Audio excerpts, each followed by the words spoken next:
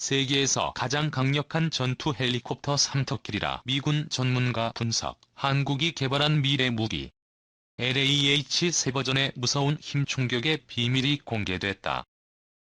소형 무장 헬기가 최초 양산에 들어가 2024년 12월 최초 납품할 예정이다. 이는 수리온에 이어 국내 독자 개발된 두 번째 국산 헬기다.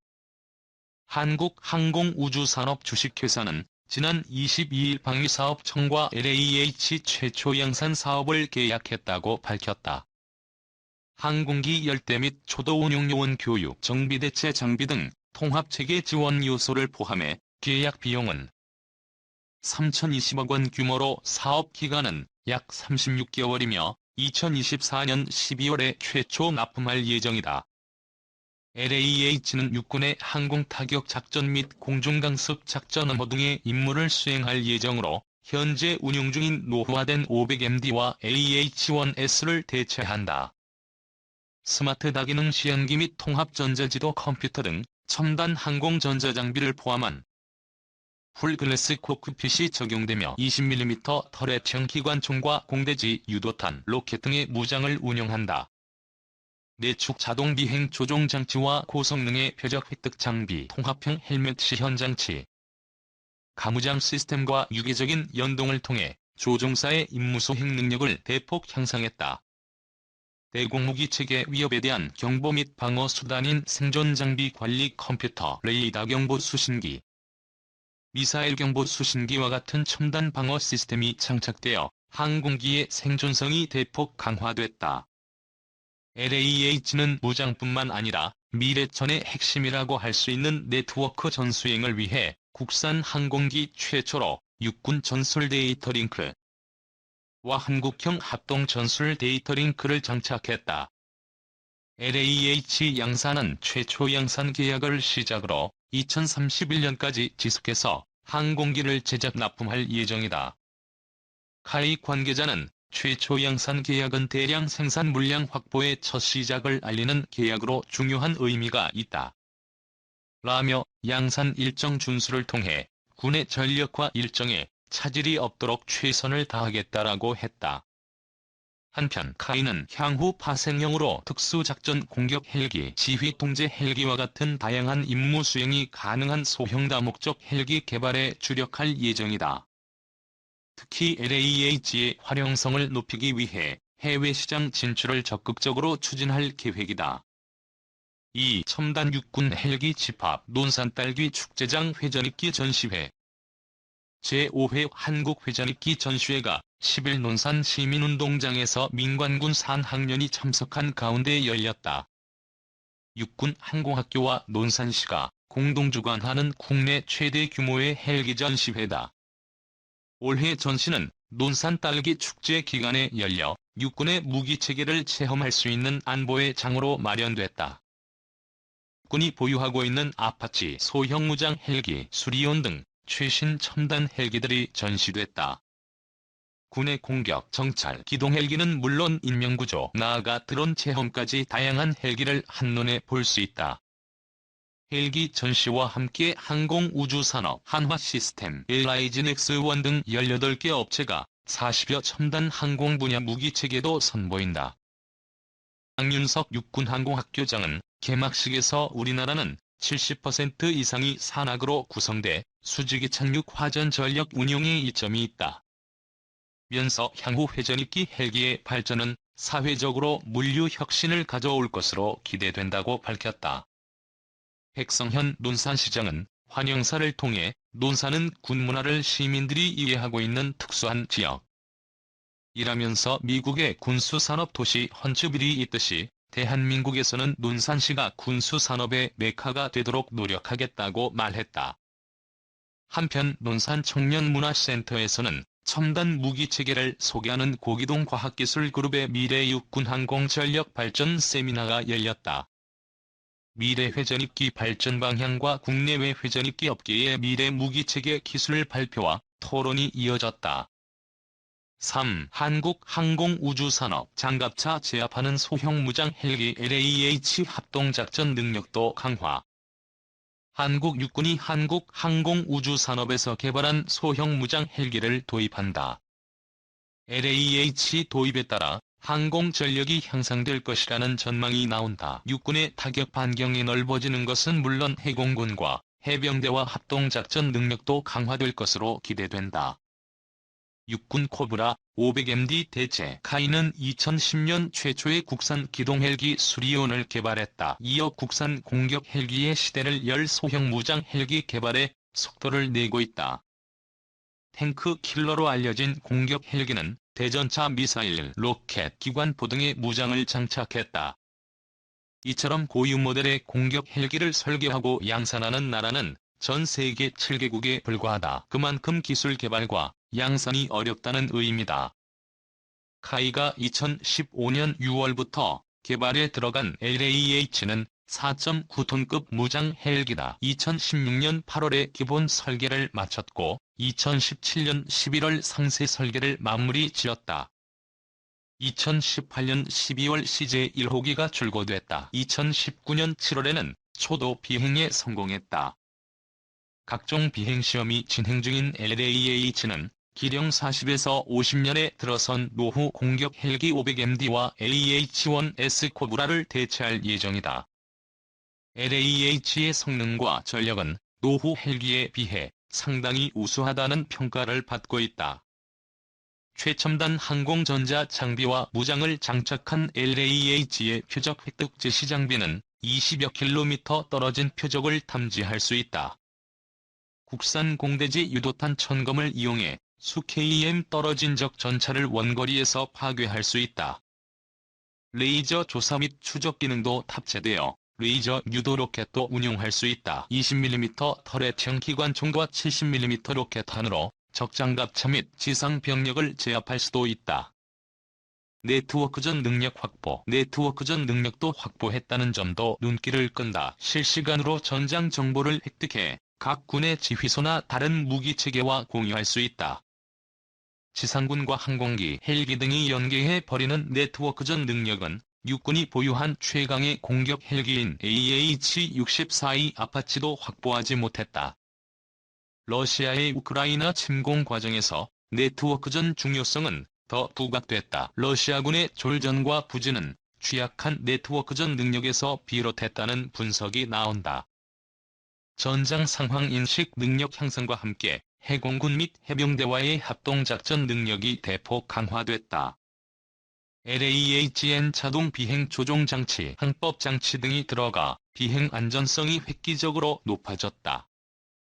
핵심 기술로 통하는 자동 비행 조종 장치는 헬기가 제자리에 머물거나 속도, 고도 조절하는 것을 자동으로 할 수 있게 했다. 자동 비행 조종 장치는 비행 안전성뿐 아니라 사격 과정에서 발생하는 각종 반동도 고려해 항공기의 자세 변화를 최소화한다. 미래 전장 흐름을 바꿀 것으로 주목받은 유무인 복합체계도 LAH의 강점으로 꼽힌다.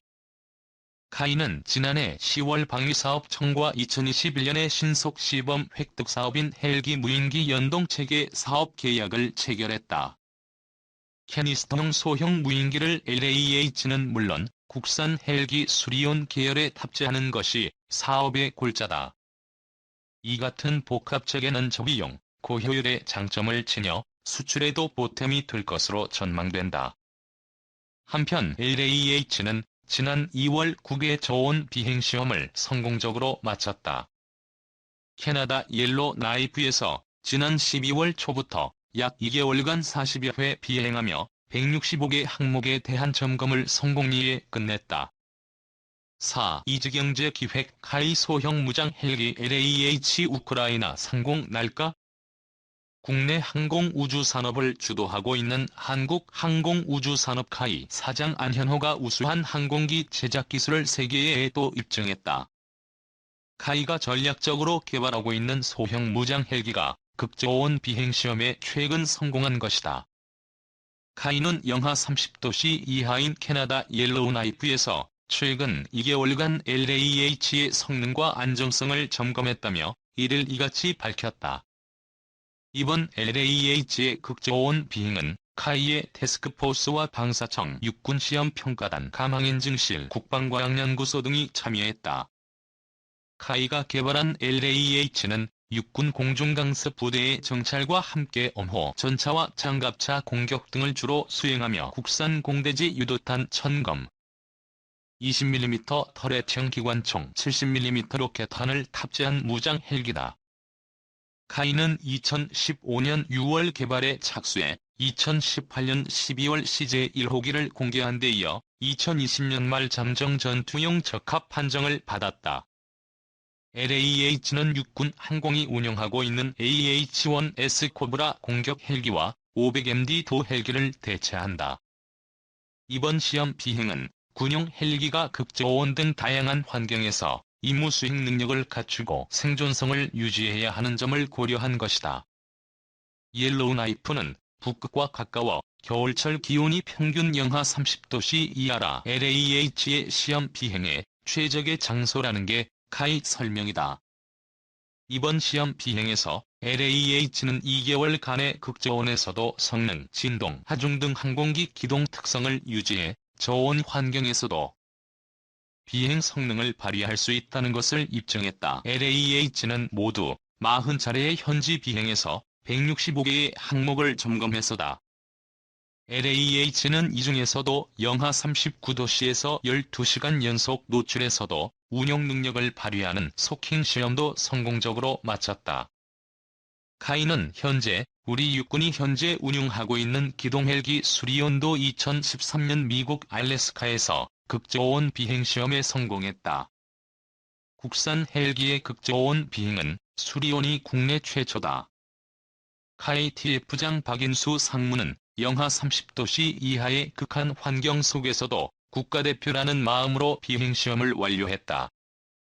체계 개발 완료까지 남은 시험도 일정 내에 완수하겠다며 상반기 후속 시험 평가를 완료하고 하반기 전투용 적합 판정을 획득을 추진하고 있다고 말했다. 한편 카이는 헬기의 핵심 기술인 동력 전달 계통 국산화도 추진하고 있다. 이를 기반으로 차세대 기동 헬기를 개발한다는 게 카이 목표다. 다음은 박인수 상무와 일문일답이다. 강추위와 감염병 등으로 고생하셨을 것 같습니다. 캐나다의 경우 코로나19가 심각한 상태였습니다. 이로 인해 이번 시험 비행에 제약이 많았죠. 이 같은 상황에서의 시험 비행에 스트레스가 많았던 게 사실이고요. 다만 이번 시험 비행에 참가한 카이의 TF 방사청 육군시험평가단 감항인증실 국방과학연구소 등이 원팀이 되어 하나로 움직였습니다. 카이의 엔지니어, 시험 조종사, 지원 인력, 정부 관계자 등이 합심해서 시험 비행을 성공적으로 마치고 한 건의 안전사고 없이 무사히 귀국했습니다. 모두가 대한민국의 위상을 드높인 국가대표였습니다. 시험 비행 기간 상당히 힘들었지만 보람과 자긍심을 갖는 시간이 됐고 감동했습니다. 당초 군에서 요구한 영하 32도씨가 아닌 영하 39도씨에서 소킹 시험을 했다고 들었습니다. 기온이 영하 39도씨로 떨어졌다는 일기예보를 접하고 시험 진행 여부를 고민했습니다. 우리 군에서 요구한 게 32도씨라 이와 0.1도씨가 차이가 나도 LAH에 시동을 걸면 안 됩니다. 문제가 발생하면 모든 책임을 승인자가 져야 하기 때문입니다. 다만 눈밭에 난 누군가의 발자국이 길이 된다는 게 평소 카이의 전략입니다. 물론 실패할 수도 있습니다만 카이가 LAH에 대해 영하 33도씨의 국내 냉각 챔버에서 이미 시험을 마쳤기 때문에 자신이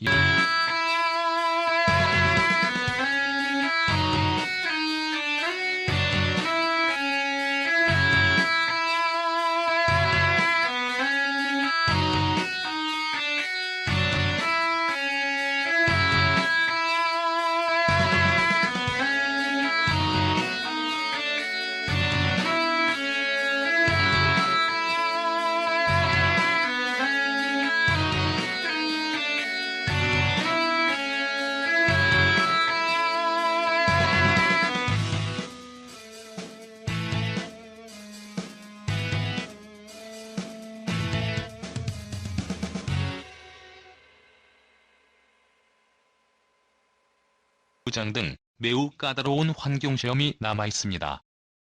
처음부터 다시 시작한다는 마음으로 개발 일정을 성공적으로 마무리할 계획입니다. 최근 러시아와 우크라이나의 전쟁으로 카이의 위상이 올라가고 있습니다만 그런가요?